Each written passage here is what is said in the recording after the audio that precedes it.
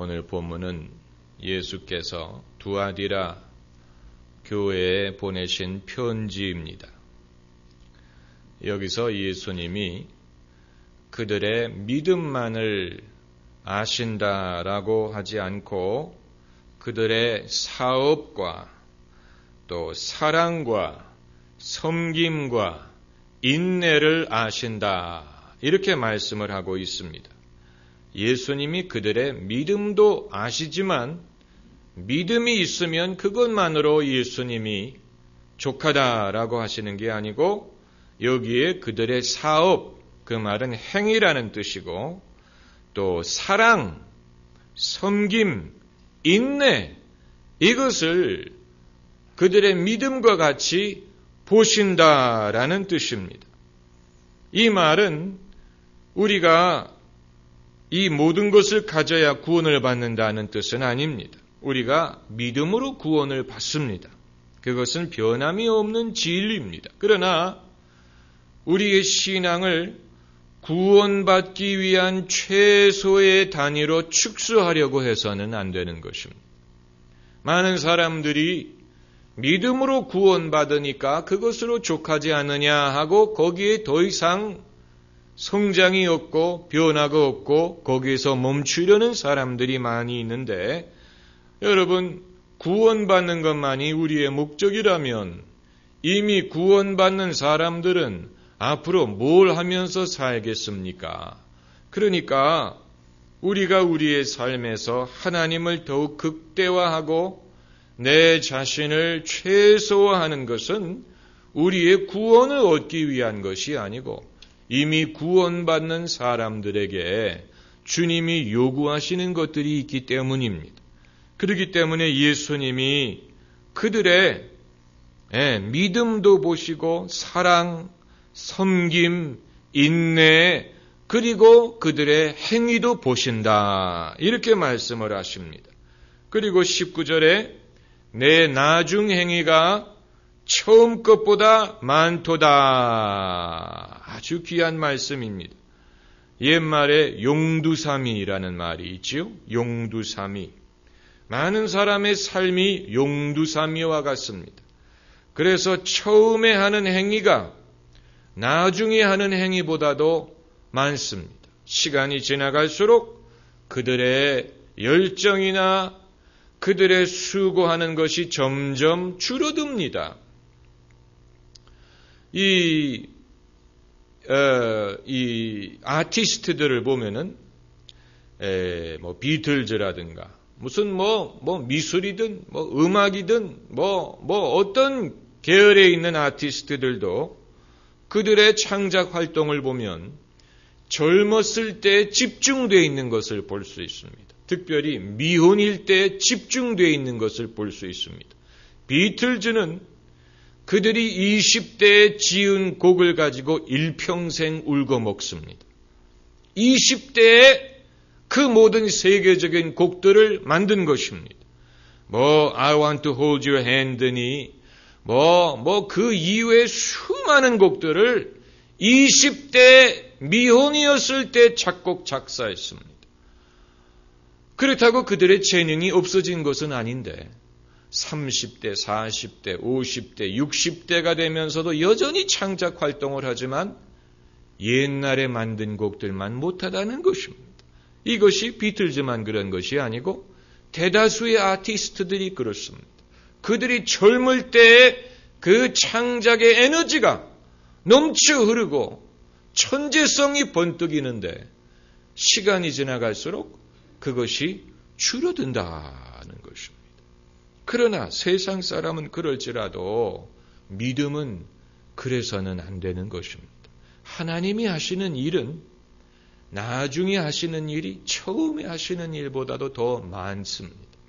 그래서 가나의 혼인잔치에서 예수님이 물을 포도주로 바꾸신 다음에 그 포도주의 맛을 본 사람이 뭐라고 말했습니까? 사람들마다 먼저 좋은 포도주를 내고 사람들이 취한 다음에 나쁜 포도주를 내거늘 너희는 더 좋은 포도주를 나중까지 아꼈도다. 다시 말하면 나중에 포도주가 처음 포도주보다 더 좋았더라 하는 얘기입니다. 이것은 주님이 하시는 일의 속성을 보여주는 것입니다.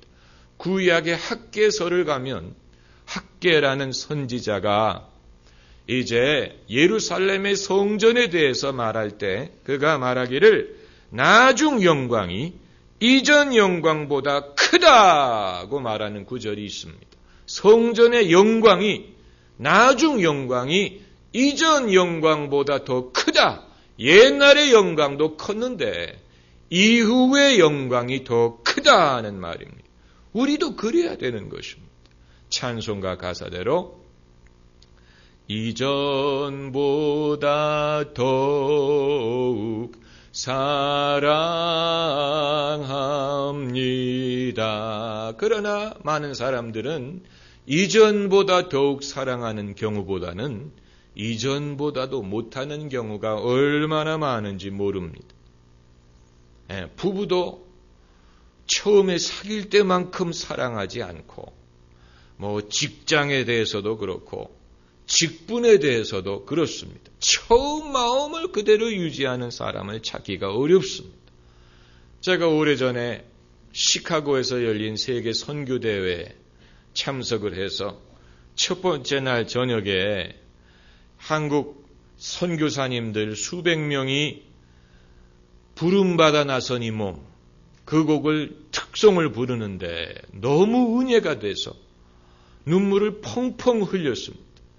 그리고 그 나중에 그 이후에 그 무대에 섰던 선교사님 중에 한 분을 만나가지고 너무 저에게 은혜가 됐는데 선교사님에도 은혜가 됐습니까? 그랬더니 사람은 다 처음에는 그런 식으로 은혜를 받는데 그 말은 지금은 아니라는 얘기입니다. 본인도 옛날에는 그 찬송가를 부르면서 은혜를 받았는데 이제는 그렇지 않다. 이건 비극적인 것입니다. 비극적인 것이지요. 그러나 두아디라 교회는 그렇지 않았어요. 그래서 내 나중 행위가 처음 것보다 많도다. 칭찬을 받았습니다. 주님이 그들을 인정하시고 칭찬하신 것입니다. 그런데 그들에게도 책망할 거리가 있었습니다. 그래서 여기에 이세벨이라는 여자가 등장을 합니다. 이세벨은 하나의 원형입니다. 구약에 나오는 아합의 아내 이세벨이 다시 살아온 게 아니고 하나의 원형을 말하는 것입니다. 성경에는 이처럼 한 인물이 당대만 이름을 떨친 것이 아니고 그 이후에 하나의 원형이 되어서 아담도 하나의 원형이 되었죠. 그래서 아담 안에서 모든 사람이 아담처럼 죄를 짓고 타락을 하게 되었는데 예수님이 마지막 아담으로 오셨기 때문에 새로운 원형을 만드시고 첫 원형을 파괴하시고 취소하시고 예수님이 마지막 아담으로 오셔서 첫 번째 아담이 실패한 부분에서 예수님이 성공하시고 이제 마지막 아담 예수님을 통하여 우리가 구원을 받게 하시고 또 아브라함도 믿음의 조상이 되어서 하나의 원형이 되어서 이후에 믿음으로 사는 사람들은 전부 다 아브라함처럼 믿음으로 말미암아 의롭다함을 얻게 하시고 또 하나님의 말씀을 쫓아가게 하시고 믿음으로 갈 바를 알지 못하나 믿음으로 인도하시는 것을 따라가게 하는 것은 이후에 모든 믿음의 사람들이 아브라함을 흉내내게 하신 것입니다. 그리고 야곱도 하나의 원형입니다. 믿음으로 사는 사람. 하나님과 씨름하고 축복을 사모하는 사람의 원형이 되어서 민족이 이스라엘이라고 불리게 되지 않습니까? 그런데 좋은 원형도 있지만 이세벨처럼 나쁜 원형이 있어서 원형을 영어로 프로토타입이라고 하는데 프로토타입 그 말은 원형이라는 뜻입니다. 번역을 요구하지 마세요. 그게 그거예요. 프로토타입가 원형이고 원형이 프로토타입. 그런데 이세벨이 거짓 선지자의 프로토타입. 그런데 그냥 거짓 선지자가 아니고 이스라엘에 들어와서 이스라엘을 타락하게 만드는 거짓 선지자요. 또 육신적인 면을 무기로 사용을 해서 남자들을 무력하게 만드는 이방 여인의 원형입니다. 그래서 성경의 거짓 선지자들을 전부 다 이세벨이라고 부르는 것입니다. 이세벨과 같은 그런 면이 있습니다. 그래서 거짓 선지자들은 믿는 사람들이 있는 곳으로 잠입을 하고 그리고 힘이 있는 사람에게 다가가고 힘이 있는 사람에게 영향력을 행사하여 그의 판단력을 흐리게 하고 진짜 선지자들의 입을 막고 그들을 탄압하고 그리고 사람들을 영적, 도덕적인 타락에 이끌게 하는 자, 이것이 이세벨의 원형입니다. 그런데 두아디라 교회에도 이세벨과 같은 사람이 있었다는 것입니다. 그래서 주님이 말씀하시기를 20절에 자칭 선지자라 하는 여자, 이세벨, 자칭, 이게 중요한 것입니다. 거짓 선지자는 자칭 선지자입니다. 자기의 은사와 자기의 믿음과 자기의 능력을 선전하기를 좋아하고 누가 선지자로 인정해 준 것이 아닌데 자기가 스스로 선지자다. 그래서 자칭 선지자입니다. 진짜 선지자는 자기 자신을 선전하지 않습니다. 진짜 선지자에게는 사람들이 찾아가서 청합니다. 그래서 사도행전을 보면은 사도행전 13장을 보면은 바울이 이 어느 회당에 들어갔을 때 회당장들이 바울에게 사람을 보내어 물어 가로되 형제들아 만일 백성을 권할 말이 있거든 말하라 청하지 않습니다. 바울이 내가 사도고 선지자니 내 말을 들으시오라고 한 게 아니고 회당장이 사람을 보내어 바울에게 형제들아 백성을 권할 말이 있거든 말하라 라고 청하고 그리고 바울이 입을 열어서 그들에게 하나님의 말씀을 전하는 것입니다. 이게 질서고 이게 하나님의 기뻐하시는 방법입니다. 또 베드로가 이방인 고넬료의 집에 찾아가서 설교할 때에도 그가 임의로 찾아간 게 아니고 고넬료가 베드로를 청했습니다. 베드로를 불렀습니다. 우리 집에 와달라 신방을 부탁했습니다. 저희 교회가 요청 신방만 가는 이유가 바로 그것입니다. 임의로 아침에 전화해가지고 박 집사님, 김 집사님 오늘 커피 준비하고 점심 준비하고 오늘 우리가 쳐들어갑니다. 이게 아니고 요청하는 집만 찾아갑니다. 어느 목사님이 여자 교인 집에 낮에 신방을 갔는데 문을 두드려도 아무런 대꾸가 없어서 거기에 쪽지를 붙이고 돌아왔다고 합니다. 성경 구절인데 볼지어다 내가 문 밖에 서서 두드리노니 누구든지 내 음성을 듣고 문을 열면 내가 들어가 저와 더불어 먹고 저는 나와 더불어 먹으리라. 그런데 그 다음 주일날 그 집에 사는 집사님이 목사님에게 쪽지를 전달했어요. 거기에도 성경 구절이 적혀 있었는데 창세기에 내가 벗었으므로 부끄러워하여 숨었나이다. 처음 들으셨습니까? 이러기 때문에 농담은 여러 번 울고 먹어도 됩니다. 그러니까 그런 신방은 가면 안 됩니다. 대낮에 여자가 혼자 씻고 있는데 뭐하러 신방을 하고 문을 두드리고 청하기 전에는 청하기 진짜 선지자는 그러므로 누가 하나님이 저에게 주신 말씀이 있으면 말씀을 해달라 해서 예언이든 권면이든 하는 것이 그게 바른 선지자입니다. 그런데 그리스도인들이 이것은 평신도든 목사든 마찬가지입니다. 그리스도인들이 흔히 범할 수 있는 실수는 뭐냐면 대다수의 그리스도인들은 자격지심에 시달립니다. 그래서 자기가 믿음이 없고 자기가 영적으로 연약하고 자기가 영적으로 부족하다는 그런 의식에 시달리는 사람들이 많습니다. 평시도든 목회자든. 그렇기 때문에 누군가 믿음이 좋아 보이고 능력이 많은 것처럼 보이는 사람이 나타나면 그 앞에서 기가 죽습니다. 그래서 세상에서는 절대로 속지 않을 사람이 교회에서는 속습니다. 세상에서는 똑똑하고 공부 많이 하고 머리 좋고 절대로 속지 않을 사람이 신앙적인 면에 있어서는 속는 사람들이 있습니다. 그 이유는 자기 자신의 신앙에 대해서 자격지심에 시달리기 때문에 내가 기도도 부족하고 남들은 화끈한 체험을 했다고 하는데 나는 믿음도 부족하고 나는 성령도 받지 못한 것 같고 나는 부족하다라는 생각에 시달리다 보니까 누가 화끈한 능력을 가지고 확실한 믿음을 가진 것처럼 보이는 사람이 나타나면 그 앞에 고만 기가 죽고 그 사람이 자기의 신앙을 지배하고 다스리도록 내버려 두는 경우가 많이 있습니다.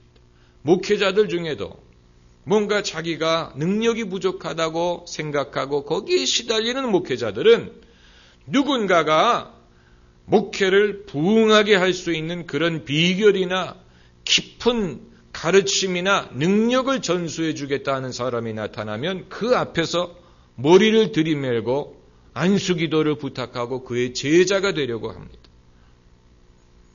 좋은 제 스승을 만나면 그것은 좋은 일이지만 그러나 이런 면에 있어서는 얼마나 사기꾼과 거짓 선지자가 많은지 그래서 제가 말씀드리는 것입니다. 세상에서는 절대로 속지 않는 사람들이 교회에서 속습니다.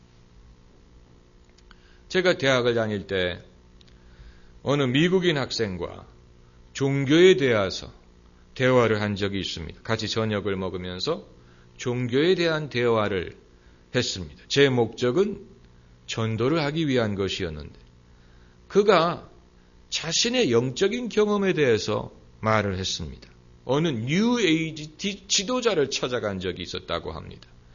뉴에이지는 이제 미국화된 힌두교를 말합니다.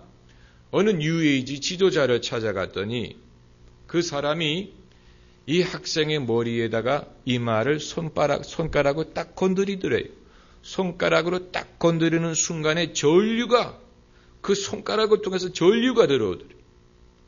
그러면서 그 사람이 이 학생의 지금까지 살아온 길을 다 두루 얘기를 하더라네요. 그러니까 뿅 간 거지요. 네, 그렇지 않습니까? 여러분이라면 혹하지 않겠습니까?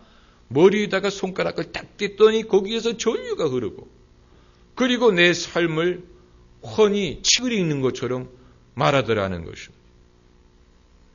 여러분 만약에 여러분에게 그런 경험이 일어나면 어떻게 하시겠습니까? 이 영적인 일이라는 게 이게 쉬운 게 아닙니다. 번쩍이는 게 다 금이 아닌 것처럼 영적인 현상이 다 성령으로 말미암는 것이 아니에요. 이걸 우리가 알아야 됩니다. 그렇기 때문에 성경이 가르치는 것이 분별력입니다. 모세만 지팡이를 뱀으로 바꾸게 한 게 아니고 바로의 술사들도 지팡이를 던졌더니 뱀이 됐다 그랬습니다. 그러니까 지팡이를 던져서 뱀이 되는 것만으로는 이게 하나님의 영인지 악령인지 분별할 수가 없는 것입니다. 이 우리나라의 유명한 무당이 있지요. 디스커버리 채널에서도 나온 적이 있는데 이 무당은 새벽마다 산에 올라가서 산기도를 합니다. 크리스찬이면서도 새벽기도 안 하는 분들, 여러분이 영적인 면에 있어서는 이 무당만도 못한 것입니다. 그 무당은 예수님 믿지 않지만 새벽마다 산에 올라가서 정성을 들이면서 기도합니다. 그런데 그 디스커버리 채널 프로를 보니까 그 무당을 추종하는 사람들이 많이 있는데 어느 한 가정을 인터뷰를 했어요. 그 가정이 어떻게 그 무당을 알게 됐느냐. 그 집에 아이가 아팠어요.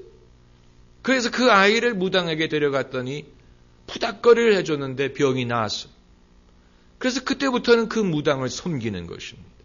여러분, 이런 일이 일어났을 때 여러분은 그것을 어떻게 판단하고 어떻게 분별하시겠습니까?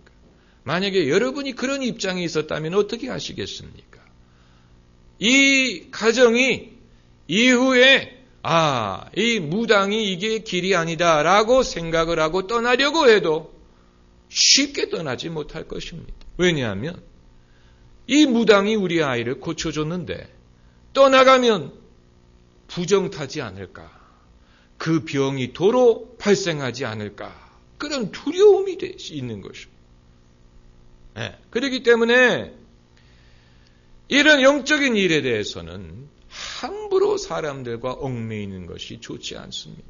함부로 영적인 현상이나 이런 것을 분별하지 않고 함부로 그런 사람들하고 얽매이는 것이 여러분에게 유익하지 않습니다.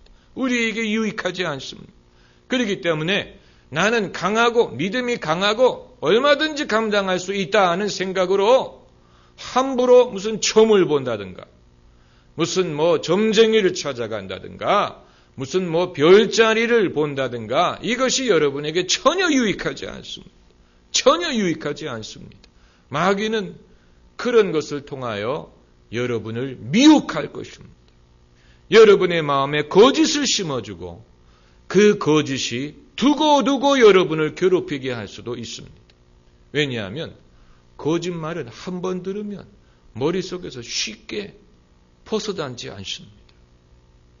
이 스콧 팩이라는 사람이 쓴 책이 많이 있지요. 그가 신앙을 갖게 된 다음에 People of Lie, 거짓의 사람들이란 책을 썼습니다. 이 책에서 그는 귀신 들림이라는 현상을 집중적으로 연구했습니다. 특별히 인간의 악에 심리적이고 영적인 해답을 얻기를 원했습니다. 그런데 그가 여러 가지 사례를 거기 기록을 하고 있는데 그가 기록한 사례 중에 하나는 어떤 사람이 남자가 차를 몰고 가다가 이제 미국에서는 그 자동차의 속도를 마일로 표시를 하죠. 킬로미터가 아니고 마일로 표시를 하는데 보통 이제 고속도로의 속도 제한이 55마일인가 60마일인가 그렇습니다. 그런데 운전을 하고 가는데 저기에 속도 제한 표시가 있어요. 55인가 그래요. 55. 그런데 순간에 마음속에 목소리가 들리더래요. 너는 저 숫자는 네가 죽을 숫자다 그러더래요. 네가 55세에 죽는다는 얘기. 그런 목소리가 들리더래요. 네, 운전하고 가는데 그러니까 그때부터 계속해서 마음속에서 그것이 이제 내가 55세에 죽을 건가 보다. 55세에 죽을 건가 보다. 네, 이제 나이를 먹어갈수록 그게 이제 큰 두려움이 되는 것입니다. 이제 그것이 마귀가 인간을 시험하는 한 사례로 그 사람이 거기 기록한 것이. 이것은 거짓말입니다. 마귀의 거짓말입니다. 예수님 말씀에 The devil is a liar and father of lies. 마귀는 거짓말하는 자요 거짓의 아비니라. 우리가 진리를 알지 못하면 마귀의 거짓을 이길 수 있는 힘이 없습니다. 한 예를 말씀드리는 것입니다. 마귀가 우리에게 거짓말을 재미삼아서 우리가 어떻게 하는지 보려고 그리고 우리를 실족하게 하기 위해서 별의별 너희 아비가 무슨 병으로 죽었으니 너도 그 병으로 죽으리라 이런 식으로 한다든가 너희 아버지에게 너희 어머니에게 어떤 결함이 있었던 것처럼 너도 이런 결함이 있다 이런 거짓. 이것은 정말 어떻게 보면 부전자전이라고 하는데 그게 과학적인 신빙성이 있는 것 같기도 하고 또 내가 지금껏 살다 보니까 아버지에게 내가 많은 것을 배우고 아버지를 닮은 것 같기도 하고 그러면 아버지의 결함을 나도 반복을 하게 되지는 않을까. 이런 두려움이 대다수의 사람들에게는 있죠. 우리 아버지가 실패한 것을 나도 반복하지 않을까. 이런 국가적인 차원에서 마귀가 거짓말하는 것은 무엇이냐. 가난은 대물림 될 것이다 라는 거짓말입니다. 이 민족과 이 국가와 정치인들을 괴롭히는 마귀의 거짓이 가난이 대물림되고 있지 않느냐. 이런 두려움을 심어주는 것입니다. 가난의 대물림 이런 식으로. 그러나 그렇지 않지요. 가난은 대물림 될 필요도 없고 지금까지 수많은 사람들의 경험을 돌아볼 때 가난은 대물림 되지 않는 경우가 많습니다. 할렐루야. 여러분, 사람의 운명은 얼마든지 바뀌고 국가의 운명이든 민족의 운명은 얼마든지 바뀔 수 있습니다. 인류가 지금까지 배운 것이 있다면 바로 그 사실입니다. 하나님은 높은 자도 낮추시고 낮은 자를 높이시는 분입니다. 그것을 모르면 대물림이라는 것을 두려워하게 되죠. 우리 아버지가 가난했는데 나도 가난하게 되지 않을까? 가난뿐입니까? 저주의 대물림, 질병의 대물림, 죄의 대물림, 실패의 대물림. 그게 성경이 말하는 인간의 죄와 저주지요. 이것을 깨뜨리는 분은 예수님입니다. 그러므로 예수님을 믿으면 그리스도 예수 안에 있는 자는 새로운 피조물이라 그랬어요. 이전 것은 지나갔으니 보라 새 것이 되었도다. All things have passed away. 지나갔다. pass away라는 말은 굉장히 좋은 말입니다. pass away. 떠나갔다. 다시는 돌아오지 않는다는 얘기입니다. 그러나 그 진리를 모르는 사람에게는 마귀가 지속적으로 시험을 할 것입니다. 옛 것이 돌아오고 있다. 옛 것은 떠나지 않았다. 너는 바뀌지 않았다. 너는 위선자다. 이런 식으로 마귀가 여러분을 참소하는 소리를 분명히 들으셨을 것입니다. 여러 번 들으셨을 것입니다. 여러분 귀에 익숙한 음성일 것입니다. 왜냐하면 마귀는 참소하는 자이기 때문에. 마귀는 accuser, 참소하는 자. 너 이렇게 했지라고 그 사람의 허물을 지적하고 정죄하는 자. 그게 마귀가 가진 무서운 무기입니다. 그 앞에서 예수님의 보혈의 공로를 믿지 않는 사람은 다 무릎을 꿇습니다.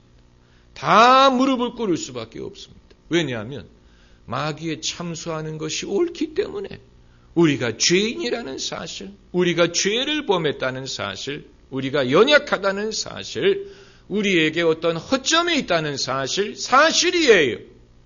그러나 그것만이 사실이 아니에요. 그것이 사실이지만 그것만이 사실은 아니에요. 또 다른 사실이 있어요. 예수께서 우리의 연약함을 담당하셨다는 사실, 예수님이 우리를 사랑하신다는 사실, 하나님이 우리를 정죄하지 않는다는 사실, 하나님이 우리를 위하시면 누가 우리를 대적하겠냐는 사실, 그리스도 예수 안에 있는 하나님의 사랑으로부터 우리를 끊을 자가 없다는 사실, 성경에 기록된 복음의 진리, 그것을 외면하게 되면 마귀가 우리에게 하는 말은 전부 다 사실로 들립니다. 옳은 말이거든. 그러나 진리를 배제한 사실은 사실이 아닙니다. 아주 중요한 것입니다. 진리를, 정말로 중요한 진리를 배제한 사실은 사실이 아니에요. 그건 사람을 넘어뜨리기 위한 거짓이 되는 것입니다. 마귀가 우리에게 거짓말을 하는 게 아니에요. 새빨간 거짓말을 하는 게 아니고 사실을 말해요. 그러나 정말로 중요한 사실을 배제한 것을 말함으로써 우리로 하여금 넘어지게 만드는 것입니다. 실족하게 만들고 또 차푸자기하게 만들고 믿음을 버리게 만들고 하나님으로부터 멀어지게 만드는 것입니다. 이것이 마귀가 사용하는 가장 많이 사용하는 수법입니다. 마귀가 늘 사용하는 수법입니다. 초신자에게도 사용하고 오래 믿은 사람에게도 사용하고 사역자들에게도 사용하고 목사에게도 사용하고 모든 사람에게 사용하는 마귀가 즐겨 사용하는 무기입니다. 이것을 이길 수 있는 방법은 예수님의 십자가의 공로가 족하다는 믿음밖에는 없습니다. 할렐루야. 아주 중요한 것입니다. 아주 중요한 것입니다. 그래서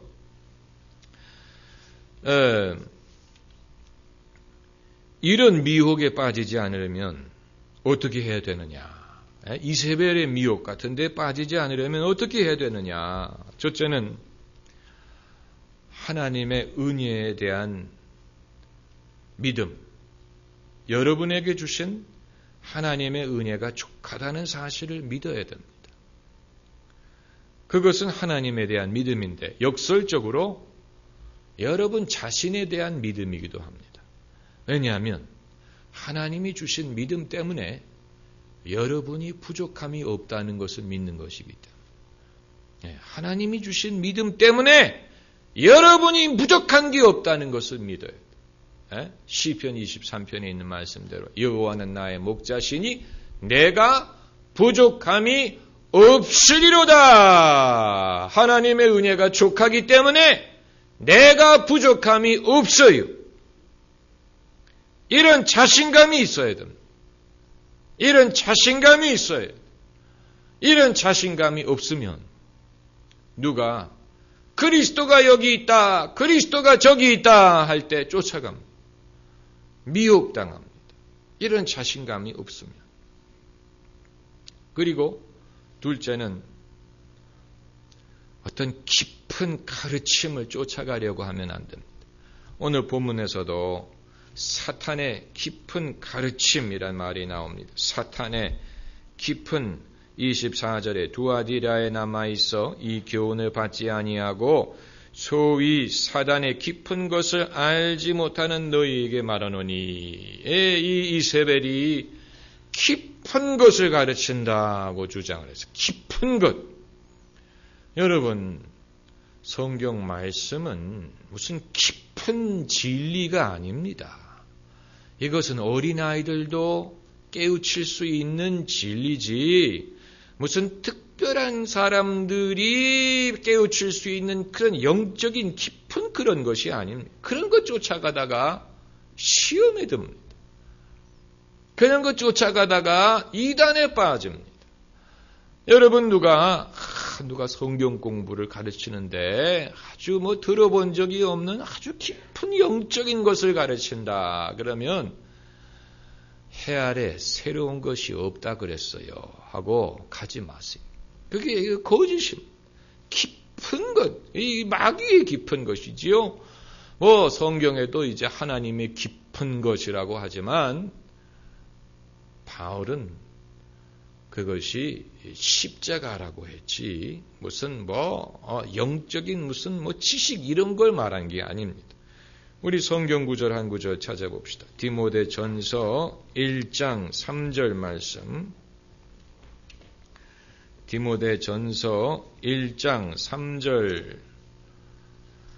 3절부터 7절까지 보면은 내가 마게도냐로 갈 때 너를 권하여 에베소에 머물라 한 것은 어떤 사람들을 명하여 다른 교훈을 가르치지 말며 신하와 끝없는 족보에 창념치 말게 하려 함이라. 이런 것은 믿음 안에 있는 하나님의 경륜을 이름보다 도리어 변론을 내는 것이라.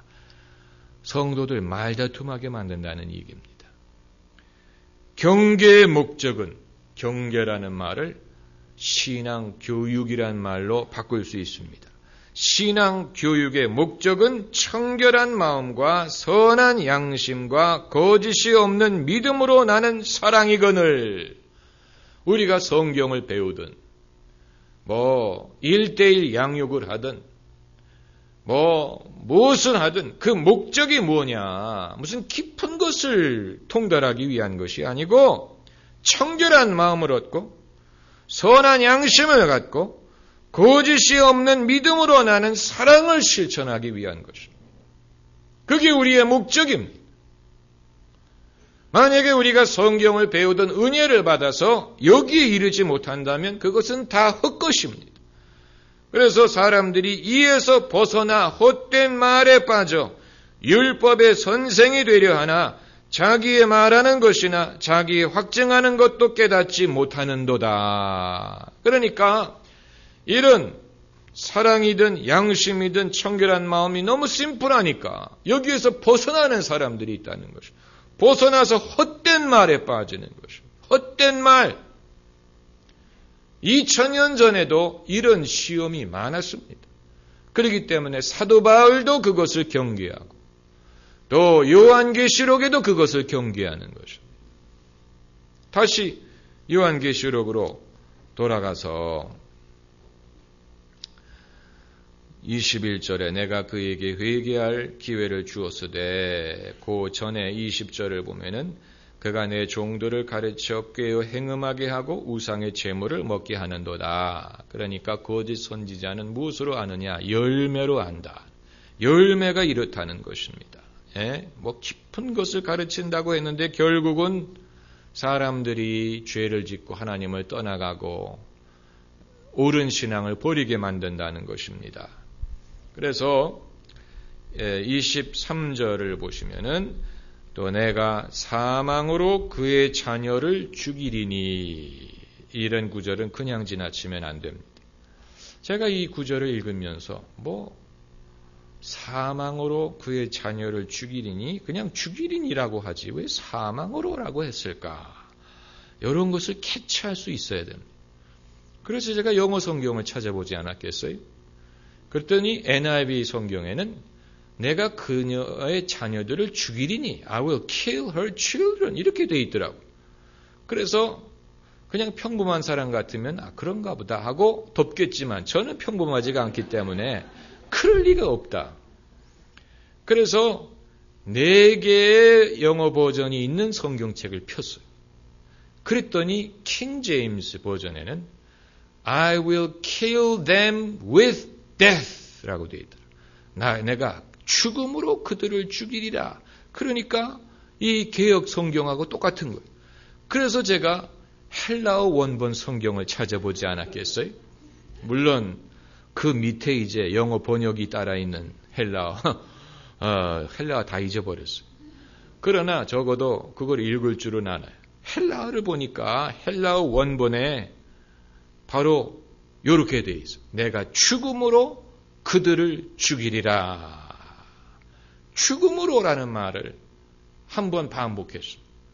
그럼 죽음으로 죽이지 뭘로 죽입니까?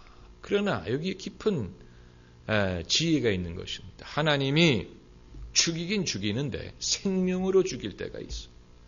그건 뭐냐면 사랑하는 자들을 징계하실 때, 사랑하는 자들을 징계할 때는 하나님의 징계가 괴롭지만 그 열매는 생명이.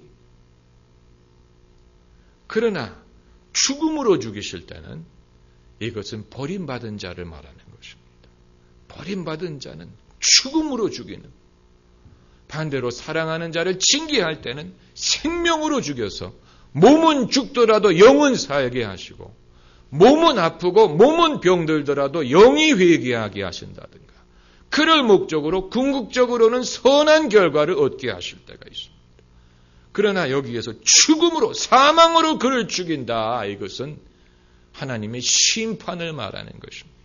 심판을 말하는 것입니다. 그러니까 우리가 똑같은 그 상황은 비슷하게 보일지라도 하나님의 목적과 하나님이 의도하시는 것과 결과는 완전히 다를 수가 있는 것입니다. 어떤 사람은 사업이 어렵고 경제적으로 어렵고 그러나 그것을 통해서 회개하고 겸손하고 믿음을 갖고 구원받고 하나님께 돌아오는 사람이 있고 어떤 사람은 어려움, 이런 것을 통해 가지고 완전히 떠나가고 멸망하는 사람이 있는 것입니다. 우리는 어디에 속하는 자들이냐? 하나님이 우리를 생명으로 죽이면 낫겠지만 생명으로 살리면 더 낫습니다. 생명으로 축복하시고. 그러니까 그런 것이 없이도 우리가 하나님의 뜻을 깨닫고 쫓아갈 수 있는 것이 그게 베스트 중에 베스트라는 것입니다. 할렐루야. 베스트 중에 베스트. 그거는 프라임 중에 프라임. 그게 아니고 생명으로 죽이는 것은 서프라임. 프라임은 프라임인데 프라임 중에 프라임이 아니고 좀 낮은 별로 초이스가 있다면 우리가 선택하지 않을. 그러나 그래도 그게 죽음으로 죽이는 것보다는 나아요. 그렇지 않습니까? 죽음으로 죽이는 것. 그건 정말로 버림받은 자의 몫이 되는 것. 죽음으로 죽이는 것. 거기에는 돌이키는 것도 없고 회개도 없어. 거기에는 무슨 회개라는 게 없어. 회개. 성경에 여러분 마귀가 회개했다는 말 들어보셨습니까? 마귀는 회개하지 않습니다. 귀신들은 회개하지 않습니다. 귀신들은 예수님이 누구인 줄 알면서도 회개하지 않습니다. 예수님이 쫓아냈던 수많은 귀신들이 예수님 앞에서 쫓아내지 말아달라, 이 지역에서 쫓아내지 말아달라, 우리를 괴롭히지 말아달라 이런 애원은 했어도 우리를 용서하라 라고 말하지 않잖아요. 예수님이 쫓아내신 귀신들이 말이 많아요. 그래서 말 많은 사람은 좀 귀신 들린 사람 같아요. 주절거리는 사람들. 주절거리는 것은 그건 주절거리는 귀신. 귀신은 자꾸만 불평하는. 세상에 나에게 해준 게 뭐가 있다고. 부치는 잘나가지고 이 주절거리는 거예요. 이 귀신이 하는 것이에요. 주절거리는 사람들이 있어. 지가 잘났다고.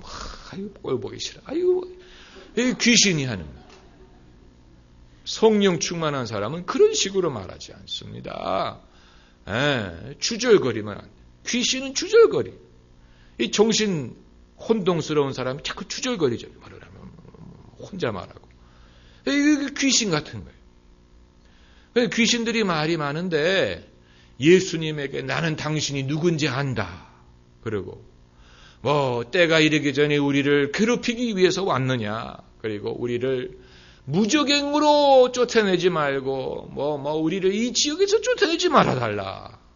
그런데 어느 한 귀신도 예수님에게 잘못했으니 용서해달라라고 말하는 귀신이 없는 거예요.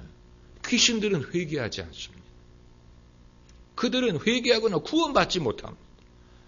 그래서 야고보서에 너희가 하나님을 믿느냐? 잘 아는도다. 귀신들도 하나님을 믿고 두려워 떤다. 그래서 그들은 하나님이 계시다는 것을 아는 것이 구원에 이르게 하지를 못하는 것입니다. 완전히 버림받은 것이죠. 그러나 인간은 회개할 기회가 남아 있습니다. 할렐루야. 그게 기쁜 소식이. 인간은 귀신들과 같지 않아요. 인간에게는 회개할 기회가 있어요. 회개할 길이 열려 있어요. 할렐루야. 생명의 이름입니다. 기도하십시다.